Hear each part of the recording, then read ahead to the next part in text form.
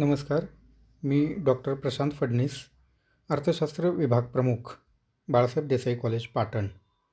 आज आपण BA भाग 3च्या विद्यार्थ्यांसाठी विकासाचे अर्थशास्त्र यामधील विकासाच्या संकल्पना हा भाग पाहणार आहोत. पूर्वीच्या सिलॅबसनुसार हा पेपर क्रमांक 10 होता. मात्र 2020च्या बदललेल्या अभ्यासक्रमानुसार इलेक्टिव्ह ऑप्शन 8 असं याला दिलेला नंबर आहे. विकासाचे अर्थशास्त्र हा पेपर आपल्याला BA भाग 3च्या 5व्या सेमिस्टरसाठी अभ्यासावयाचा आहे. यामधला पहिला भाग आहे तो विकासाच्या अर्थशास्त्राची संकल्पना. जागतिक महामंदी, पहिले व दुसरे महायुद्ध यामुळे जगातील अनेक देशांच्या अर्थव्यवस्था उद्ध्वस्त झाल्या. अर्थव्यवस्थांच्या पुनर्रचनेचा प्रश्न निर्माण झाला. आर्थिक विकासाच्या प्रश्नाकडे सर्व विचारवंतांचे लक्ष वेधले गेले. यातूनच विकासाचे अर्थशास्त्र या नवीन अर्थशास्त्रीय शाखेची भर पडली. महायुद्धानंतर संपूर्ण जगाचे चित्र बदलले. आशिया, आफ्रिका व दक्षिण अमेरिका खंडातील अनेक मागास राष्ट्रांना स्वातंत्र्य मिळाले. पारतंत्र्यातून मुक्त झालेल्या नवीन राष्ट्रांमध्ये मोठ्या प्रमाणात दारिद्र्य, अज्ञान, बेरोजगारी, आर्थिक विषमता यासारख्या अनेक समस्या भेडसावत होत्या. या प्रश्नांची जगभर चर्चा सुरू झाली. दुसऱ्या महायुद्धानंतर आर्थिक विकासाची प्रेरणा वेगाने पसरली. केवळ मागास राष्ट्रांना आर्थिक विकास आवश्यक आहे असे नाही, तर श्रीमंत राष्ट्रांनीही विकासाची गती कायम राखणे यासाठी प्रयत्न केले पाहिजेत. यातूनच आर्थिक विकास आणि आर्थिक वृद्धी या दोन नवीन संकल्पना जन्माला आल्या. विकसित व मागास देशात दारिद्र्य व बेरोजगारी निर्मूलनावर भर देण्यात आला, तर अनेक श्रीमंत राष्ट्रात विकासाचा दर टिकवून ठेवण्याला प्राधान्य देण्यात आले.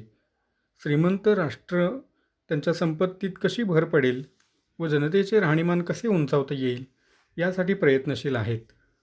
त्यांच्या उत्पादनांसाठी नवनवीन बाजारपेठा शोधत आहेत. विकसनशील व मागास राष्ट्रांच्या प्रगतीमध्ये विकसित राष्ट्रे अधिक रस घेऊ लागले आहेत. जागतिक पातळीवर आर्थिक विकासाबाबत संशोधन होऊन अनेक सिद्धांत मांडले जात आहेत. आर्थिक विकासाचा अर्थ समजावून घेणे व त्यांचे सैद्धांतिक विश्लेषण करणे, त्याची अंमलबजावणी करणे याबाबतच्या अभ्यासाला विशेष महत्त्व प्राप्त झाले आहे. आर्थिक विकासाची संकल्पना व्यापक व गुंतागुंतीची आहे, तसेच ती सतत चालू राहणारी आहे. विकास म्हणजे एखाद्या राष्ट्राने आपल्या आर्थिक वृद्धीसाठी बदल घडवून आणण्यासाठी केलेले सर्व प्रकारचे प्रयत्न आहेत. आर्थिक विकासाचा अर्थ समजावून घेण्यासाठी विविध व्याख्यांचा परिपूर्ण आढावा घ्यावा लागेल. पहिली व्याख्या आहे ती प्राध्यापक G.M. मायर. ते असं म्हणतात, ज्यामुळे दीर्घकाळात देशाचे वास्तव दरडोई उत्पन्न वाढते अशी प्रक्रिया म्हणजे आर्थिक विकास होय. दुसरी व्याख्या आहे ऑर्थर लेविस यांची. दरडोई उत्पन्नातील वाढ म्हणजे आर्थिक विकास होय.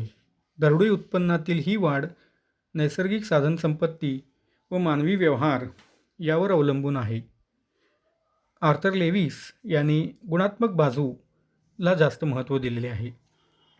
जोसेफ शुम्पीटर यांनी केलेल्या व्याख्येनुसार स्थितिशील अर्थव्यवस्थेत स्वयंप्रेरणेने आपोआप आणि सतत घडून येणाऱ्या गुणात्मक बदलांची प्रक्रिया म्हणजे आर्थिक विकास होय. जेकब वायनर यांच्या मते देशातील सध्याच्या लोकसंख्येला उच्च राहणीमान मिळवून देण्यासाठी अधिक भांडवल, श्रम, नैसर्गिक साधनसंपत्ती इत्यादींचा वापर करून दरडोई उत्पन्न वाढविणे व राहणीमानाचा दर्जा उंचाविणे म्हणजे देश विकसनशील होणे होय. तर किंडलबर्जर यांनी केलेल्या व्याख्येनुसार आर्थिक विकास हा आर्थिक प्रगतीच्या प्रयत्नांचाच एक भाग असून त्यात उत्पादन वाढीसाठी उत्पादन तंत्रातील बदल व संस्थात्मक बदल अभिप्रेत आहेत. आर्थिक विकासाची वैशिष्ट्ये. गतिमान प्रक्रिया. आर्थिक विकास ही एक गतिमान प्रक्रिया आहे. याचा अर्थ विकासाच्या सर्व घटकांमध्ये बदल होणे अभिप्रेत आहे. ही एक समग्र प्रक्रिया असून राष्ट्रातील सर्व घटकांमध्ये समग्र बदल होताना दिसून येतो. यात संख्यात्मक व गुणात्मक बदलही अभिप्रेत आहेत. दीर्घकालीन प्रक्रिया. आर्थिक विकास ही अल्पकाळात घडून येणारी प्रक्रिया नसून ही एक दीर्घकालीन घटनाही आहे.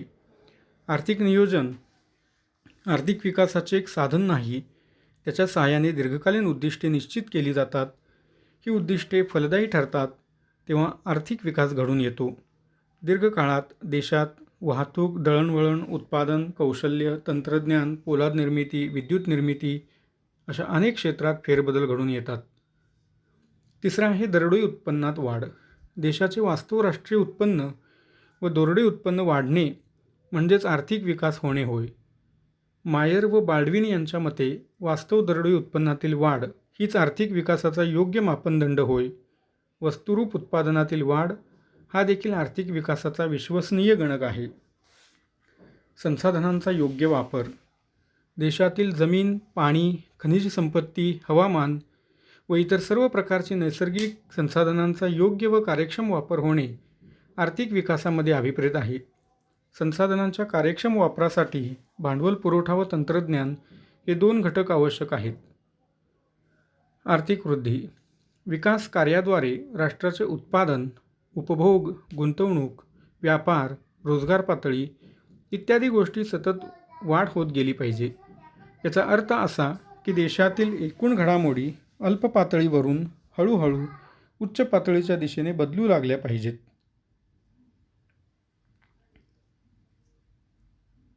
6. तांत्रिक प्रगती. तांत्रिक प्रगती हा आर्थिक विकासाचा अविभाज्य घटक आहे. अत्याधुनिक तंत्रज्ञान, यंत्रे, भांडवल सामग्री, विद्युत शक्ती, पवनशक्ती, सौर ऊर्जा, बायोगॅस इत्यादी साधनांचा पुरेपूर वापर करण्यासाठी देशात तांत्रिक प्रगती आवश्यक असते. यामुळे उत्पादन व कार्यक्षमता दोन्हीमध्ये वाढ घडून येते. संख्यात्मक व गुणात्मक बदल. आर्थिक विकास केवळ संख्यात्मक बदल नसून गुणात्मक बदलही अपेक्षित आहेत. आर्थिक विकासात राष्ट्रीय उत्पन्न, उत्पादन, बचत, भांडवल गुंतवणूक इत्यादीमध्ये वाढ अपेक्षित आहे. याशिवाय तांत्रिक, शैक्षणिक, राजकीय व संस्थात्मक बदलही अभिप्रेत आहेत. आर्थिकेतर बदल. आर्थिक विकासाच्या काळात भौतिक क्षेत्रातील बदल अपेक्षित असतात. त्याशिवाय सामाजिक, सांस्कृतिक, संस्थात्मक व अन्य बदलही अपेक्षित असतात. अशा बदलांचा समाजाच्या एकूण कल्याणात भर पाडण्यास मदत होते. म्हणून आर्थिक उत्तर बदल देखील आर्थिक विकासाच्या प्रक्रियेत महत्त्वपूर्ण ठरतात. आर्थिक समानता. आर्थिक विकासामध्ये उत्पन्न आणि संपत्तीचे न्याय्य वाटप अपेक्षित आहे. उत्पन्न व संपत्तीतील पराकोटीची विषमता हा आर्थिक विकासाला मारक ठरणारा घटक आहे. केवळ मुठभर श्रीमंतांच्या हाती आर्थिक संपत्तीचे एकत्रीकरण होणे योग्य नाही. त्यासाठी आर्थिक विकासामध्ये उत्पन्न संपत्तीचे समन्यायी वाटप महत्त्वपूर्ण ठरते. राहणीमानाचा दर्जा. व्यक्तिगत तसेच सर्व समाजाच्या जीवनमानाचा दर्जा सुधारणे म्हणजे आर्थिक विकास होय. यामध्ये जीवन, पोषण, स्वयंप्रशंसा आणि स्वातंत्र्य हे 3 महत्त्वपूर्ण घटक आहेत. याशिवाय आर्थिक विकासाच्या प्रक्रियेत सामाजिक परिवर्तन, दारिद्र्य निर्मूलन, बेरोजगारीवर मात, रूढी, परंपरा, अंधश्रद्धा इत्यादींचे निर्मूलन यासारख्या बाबी अभिप्रेत आहेत. केवळ बचत आणि गुंतवणुकीद्वारे गुणात्मक प्रगती होऊ शकत नाही. यासाठी एकूण समाजाचा दृष्टिकोन बदलला गेला पाहिजे. लोकांच्या आशा आकांक्षांमध्ये बदल घडून आला पाहिजे, तरच आर्थिक विकास घडून येईल.